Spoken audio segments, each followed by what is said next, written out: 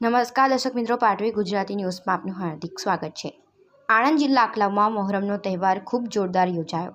તારીખ 6/7/2025ના રોજ આકલાવ ગામે મોહરમનું જુલુસ કાઢવામાં આવ્યું। આ જુલુસમાં મુસ્લિમ સમાજના નાના મોટા ભાઈ બહેનો ખૂબ મોટી સંખ્યામાં ઉપસ્થિત રહ્યા હતા અને સદભાવના, કોમી એકતા, ભાઈચારાથી શાંતિપૂર્ણ કાઢવામાં આવ્યું હતું। તેમજ આકલાવ ગામના મોટા નાના વાટા, રહેમતનગર, માધવનગર કોલોની, રાજનગર, અંબાલી રોડ અલગ અલગ વિસ્તારમાં તાજિયા મોટા વાટા ભેગા થઈ જુલુસ મોટા વાટાથી બાલમશાહ પીર દરગાહ થઈ ડુંગર તલાવડીએ વિસર્જન કરવામાં આવ્યું।